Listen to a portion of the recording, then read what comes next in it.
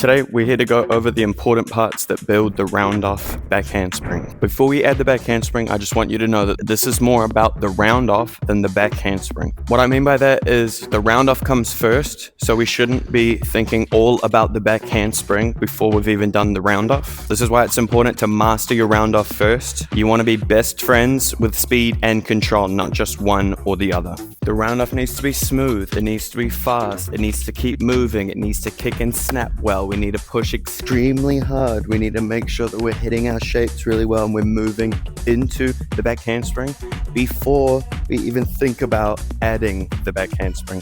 If you slow down anywhere in the round off, you will slow down somewhere in the back handspring, and then you'll wonder why it's so hard. That would lead you towards trying a lot harder and forcing yourself into a position that you don't need to be in. And once we start trying harder in the wrong places and forcing ourselves over the top, we've just created a giant mess, and there's no way we're going to add anything to that back handspring. That problem started in the round off, so we need to make sure that we're traveling through getting to that handspring. Since we've already broken the round off down in detail, today what we're mostly going to work on is the connection piece between the round off and the back handspring. In my opinion, we should look at this piece as a skill on its own, separate from the end of the round off and the start of the back handspring. I use this connection skill to help myself feel more comfortable in between skills. It gives me time to almost pause for a second while I'm finishing one skill and then adding the next skill without feeling like I'm slowing down or stopping. All right, first place we're going to start is up here on the tumble track again. What we're going to do is we're going to go over this back handspring up here again, but we're going to start with our arms out in front, and we're not going to swing them down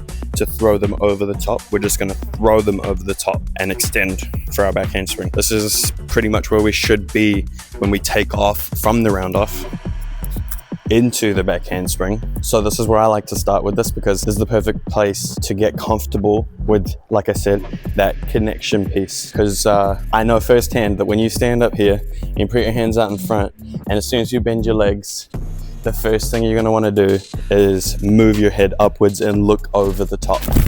We don't want to do that, obviously. That wasn't part of the standing back handspring. We didn't want that head going first, we wanted the hands going first.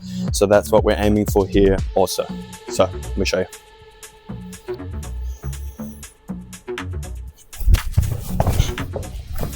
So just like the standing back handspring, we want to make sure that we're jumping up, jumping back, reaching all the way over the top, behind our ears as much as possible. We don't want to just lift our arms up to here. That's not where we want the handstand to be. We want to make sure that we're throwing them all the way back here for where that handstand is going to be, underneath there.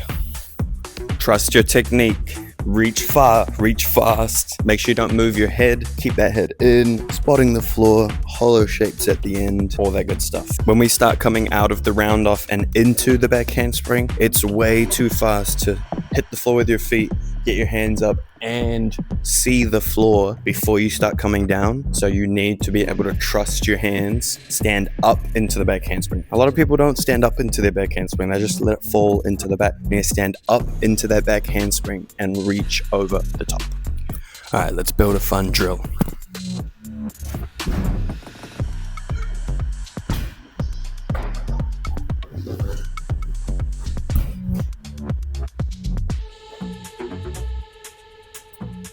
Okay, for the next part, we're just going to get a little bit comfortable with what this is going to be. So this part here in the middle is where we're going to stay on our feet. This is the connection part. This is where we're connecting. This is the part where we're going to try and focus the most so that we can feel comfortable going from here, which would be the round off, to here, which will be the back handspring. So let me show you what this is going to be.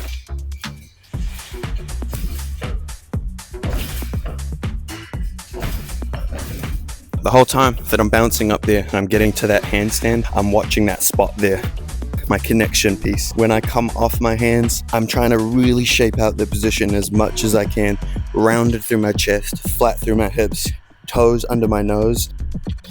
And right there at that point in time, I'm taking a little bit of a snapshot, a little bit of a picture right there, seeing the floor, feeling my body coming through, and then whoop, I hit the floor holding that shape. My hands don't come up yet. My head definitely doesn't come up. I've got my hips up, my body is flat, and I'm in through here when I come down out of that shape. We're pushing away from this to try and get ourselves behind our feet. You want to push yourself from the hands here in the round off to where your feet are going to land in the end of the handspring. So not just to where your hands are going to go. We're not trying to push and then go down.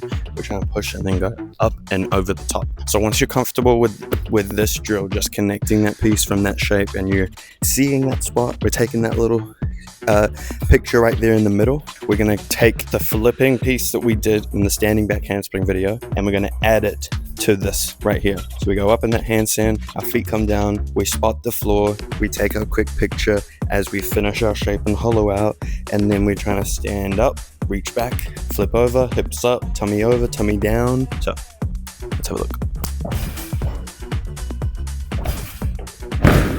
And then we just progress from here. So let's get rid of this mat. Get that out of here. I'm gonna move this back a little bit more because I might go off the end. But basically, at this point in time after this, you should probably know if you feel comfortable enough adding a back handspring to this or not. And then in my opinion, it's easier when we come from a round off because we've already got that little bit of movement that gets you going. We don't have to add too much because the round off's carrying us through the back handspring. We shouldn't have to add much more to this back handspring. We just need to make sure that we stand up. We don't want it to go back too fast. We want it to go up. We're moving through that round off. Remember guys, we're moving through that round off. So if we move through that round off and then more movement backwards from there, we start going down. So we want to move through the round off and then up for every skill after that, starting here in the handspring.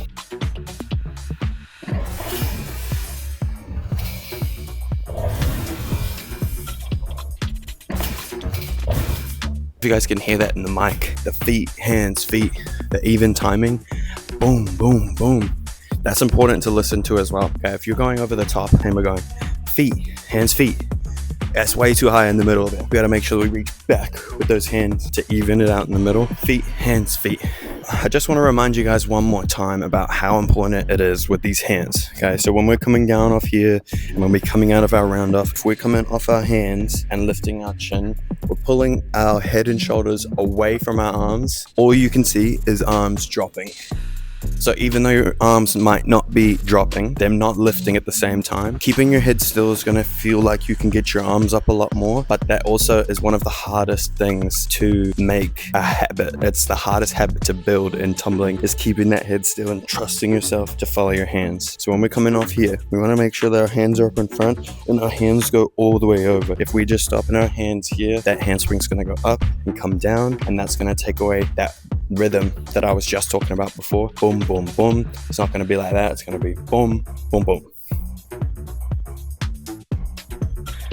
Okay, time to do it on the floor. I'm going to put the mic over here so you guys could hear the sound that I'm making with my feet, hands, and feet when I come through the back handspring. But again, I just want you guys to see that connection piece that we just looked at. I'm probably going to do like 3 of these, so I'm really hoping that I get a good one. But let's see if we can see that connection piece where I'm almost taking that quick little photo before I add the back handspring.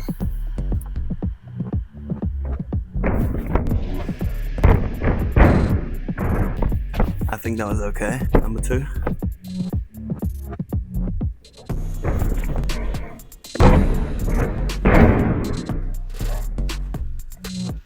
Not as good, but I'll take it. Last one. Let's go. I'm gonna go for a little bit more, maybe a little bit more length and extension. I think my head moved a little bit on that last one.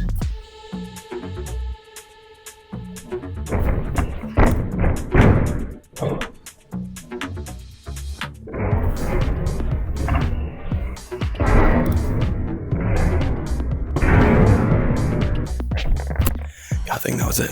Oh my gosh, you see my head shining. It's so hot.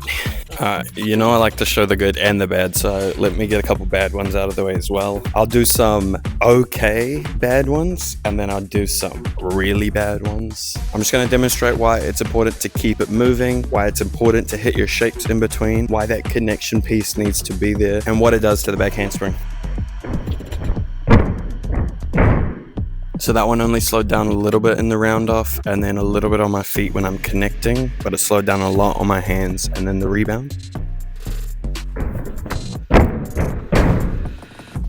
That's what happens when you don't stand up from the feet on the back handspring. If we look at that one slowly, the extension wasn't there. I kept my legs bent somewhat all the way through and I didn't stand up into the handstand piece.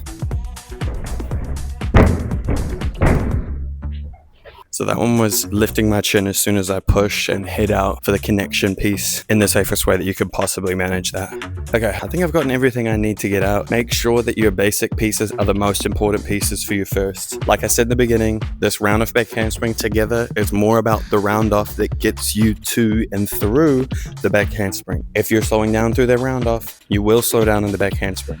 If you slow down in the back handspring, you will not move correctly into the next skill. And that has nothing to do with those end skills. It has everything to do with that piece in the beginning that gets you to the end. This might be the last video to this, tumbling basics series that I've been putting together. If you guys are wanting more of these videos, make sure that you like my videos, make sure that you share them, comment. I could do a couple more of these videos, but there is a limit with my knee capabilities, but I could still probably go over it on the tumble track and stuff. But let me know in the comments if you guys want more of these videos. I'm open to making more, but I have limits with these knees at the moment. Anyway, I hope this series of videos has helped anyone behind that screen right there. Again, this is just kind of a view into my tumbling brain and how I see things and how I map them out and try and help other people understand the pieces of the skills. Not the skills as a whole, but the pieces that build the skills. So for now, go away and work on these things. Build yourself a strong foundation, and that will help set you up to achieve all the goals that you want to when it comes to tumbling. See you guys in the future.